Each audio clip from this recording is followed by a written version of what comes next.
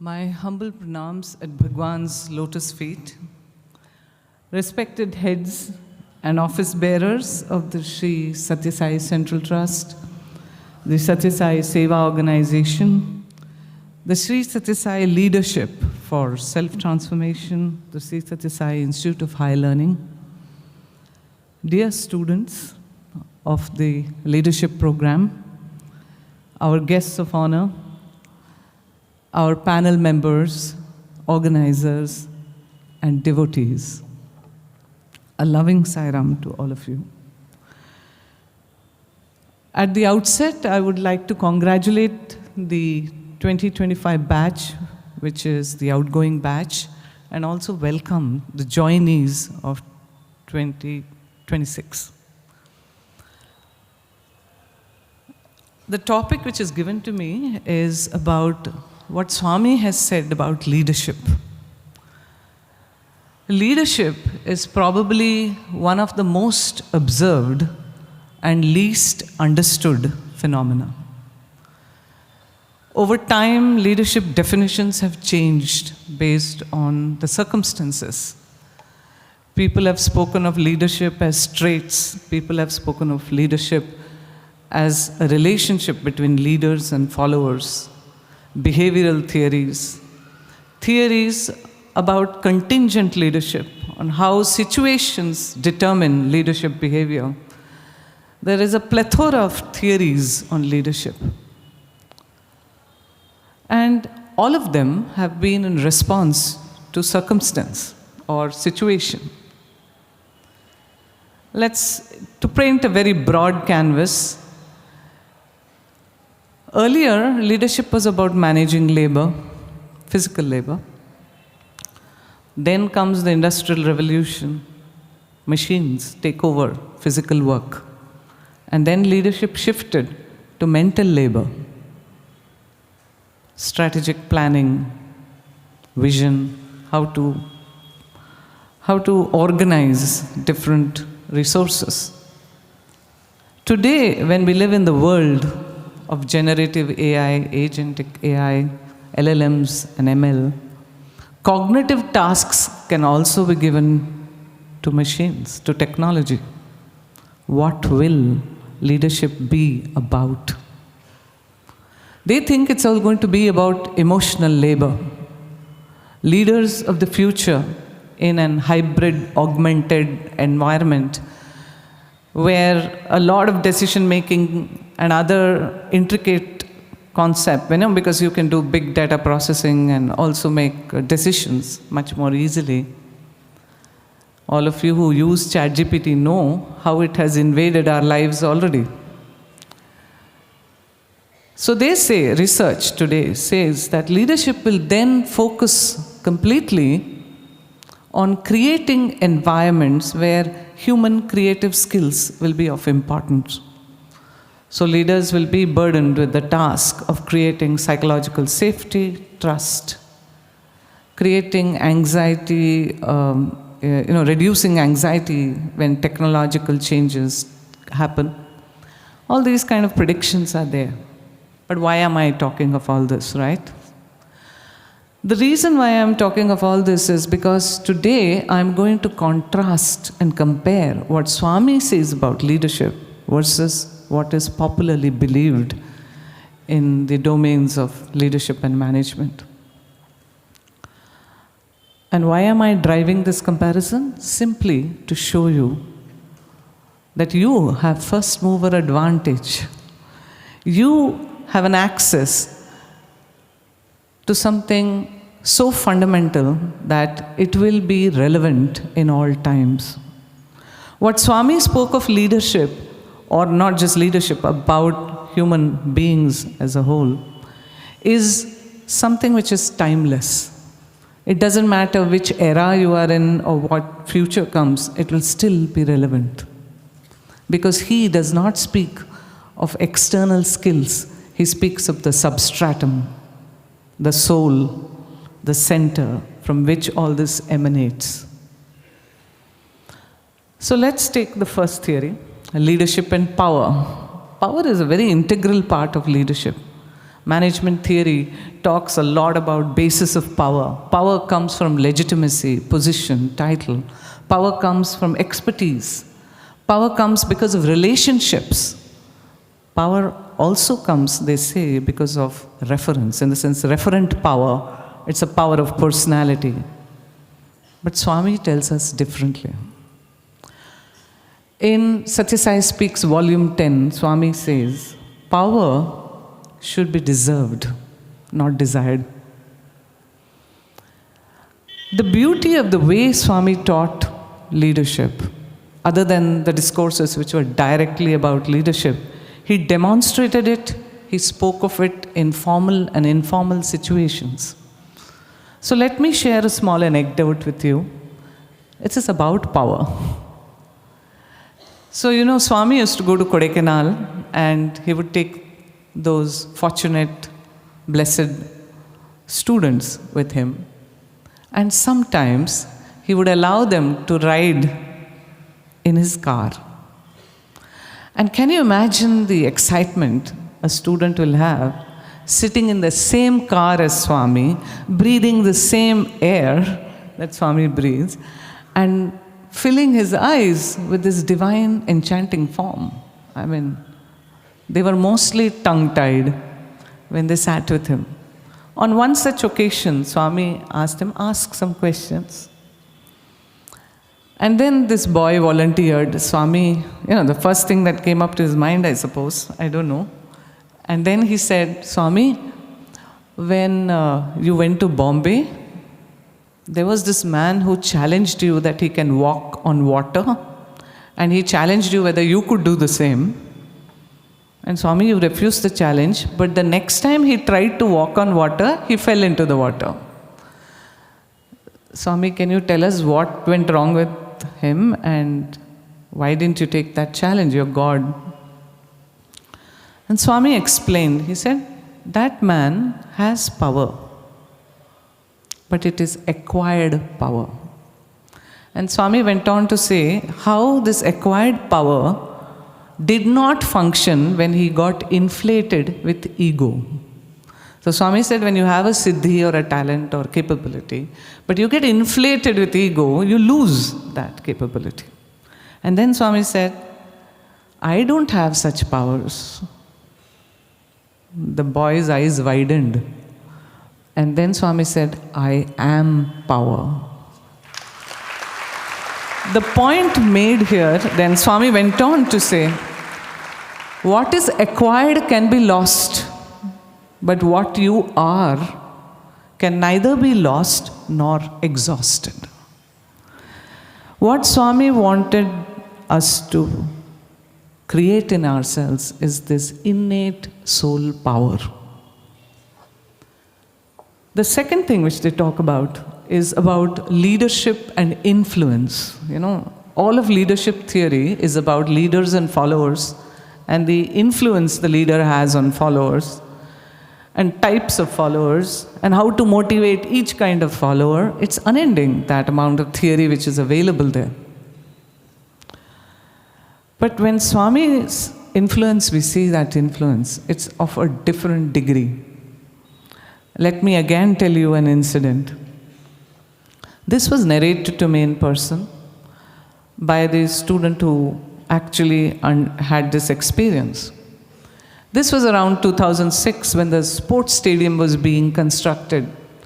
And when the stadium was being constructed, Bhagawan used to go very often. He would bless the workers. As you know, all Swami's projects are made in record time, which is inhumanly not possible.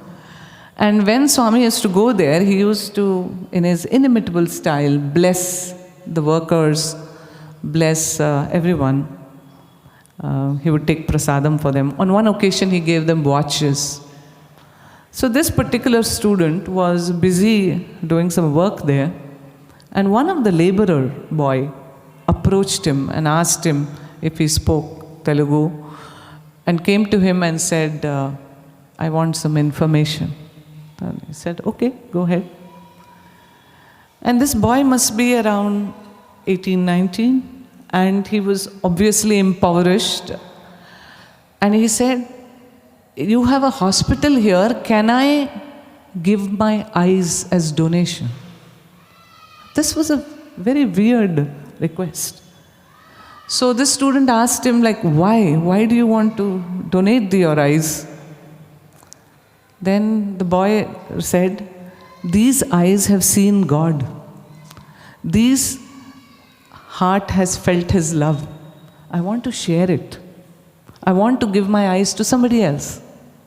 It was a spontaneous response of somebody who's touched.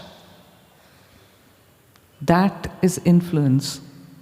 And that influence comes because Swami represented love and selflessness. Leaders, Swami said, should be selfless and must truly love. It is then that they have true influence. Now comes the question, how do you develop this then?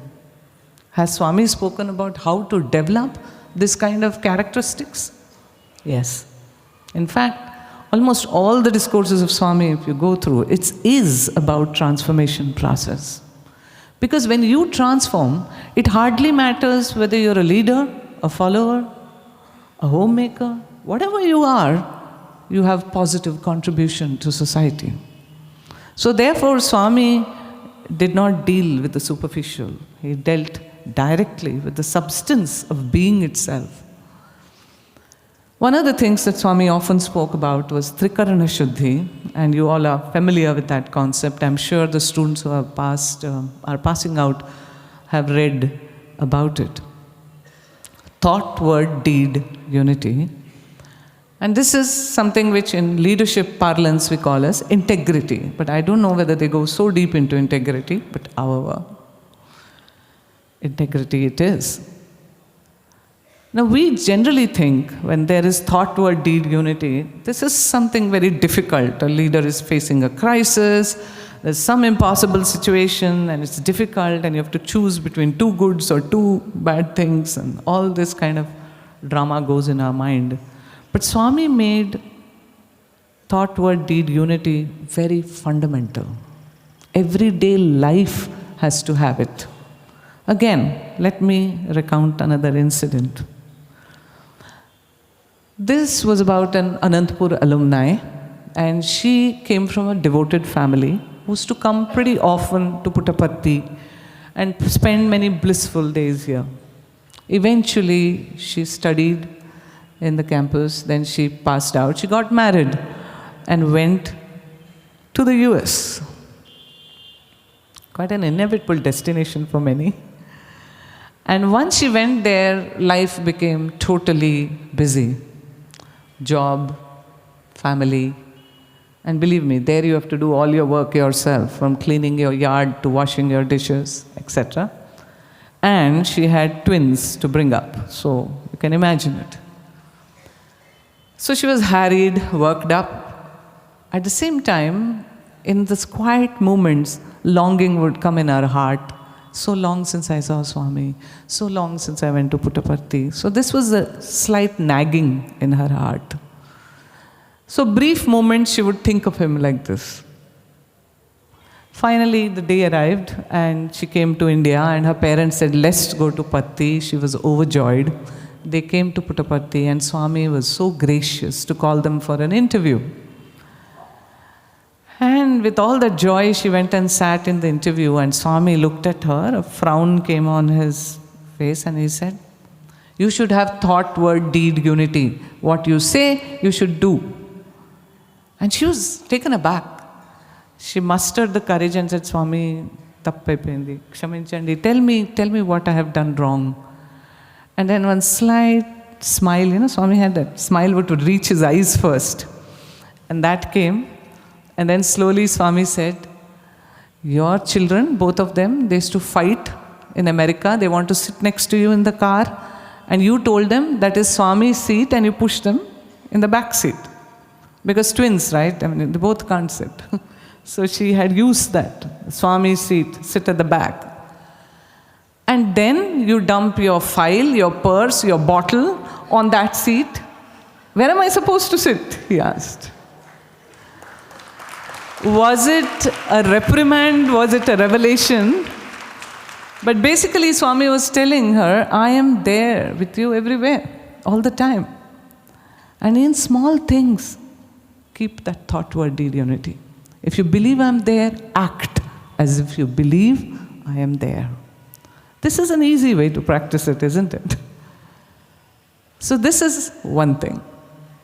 Swami, now just to get a little more technical, I like to read out some things that Swami said about servant leadership. You know, in management theory, we talk a lot about servant leadership. And you know how they define it?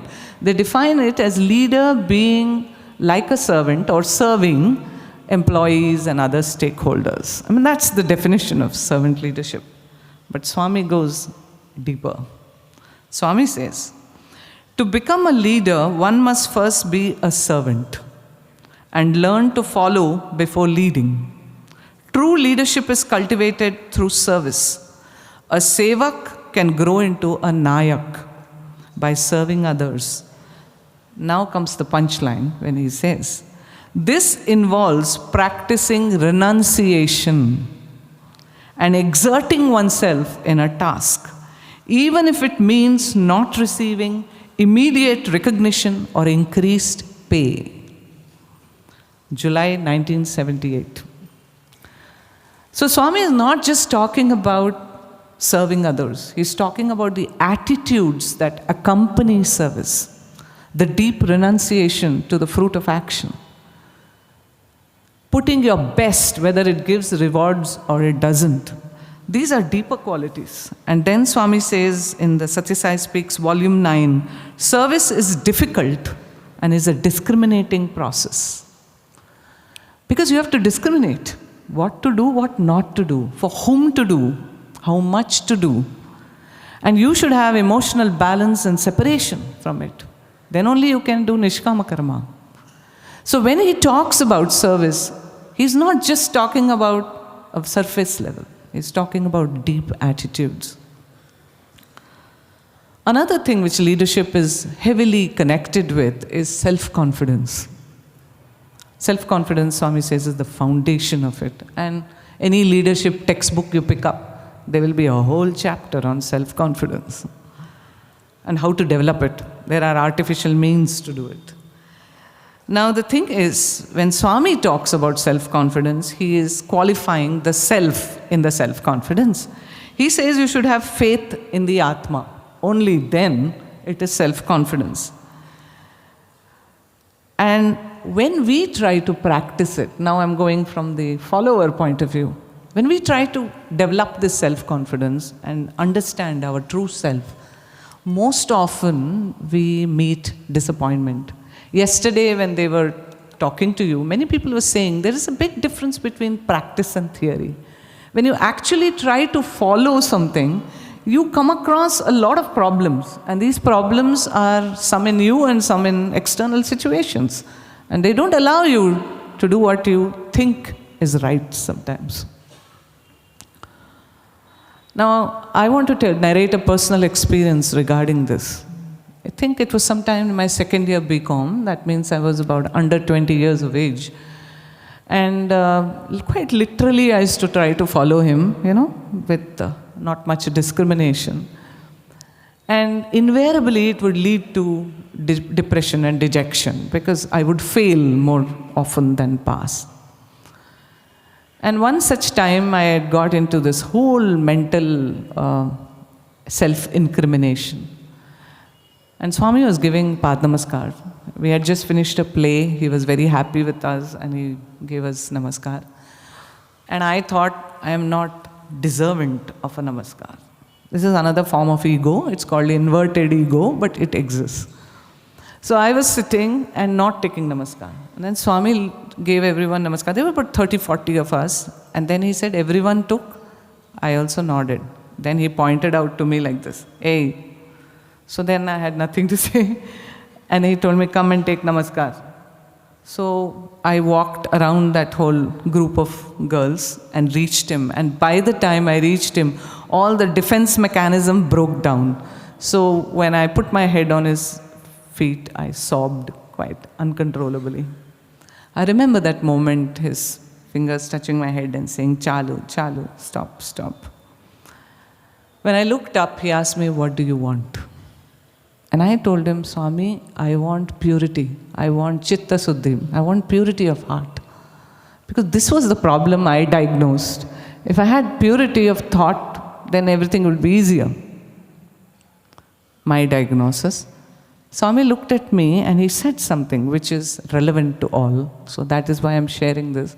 Swami said, "Ahara and vihara create thoughts. You are not those thoughts. Ahara is the food we eat, and we eat through all our senses. Vihara is the company we keep. And you know what we do? We have some thoughts we keep more company with. Some negative thoughts. I'm useless. Anyway, it's going to be like this only. Whatever, each one has their own set of beautiful thoughts, which we keep company with. And these are the things which shadow who you are.